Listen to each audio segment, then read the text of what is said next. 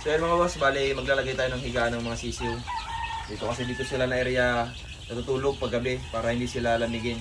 So yun nilalagay natin para nung magaan, alisin na lang natin to para yung ipot dito na nakalagay. Tapos lalagyan ulit natin ng ipa.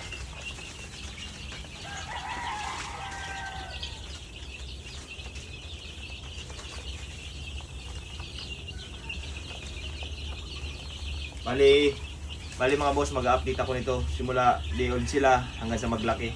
Gagawa tayo ng video kaya pinapasubscribe ko kayo sa YouTube para updated kayo mga boss. Para yung hindi walang idea sa pag-alaga ng sisiyo, at least baka may matutunan kayo.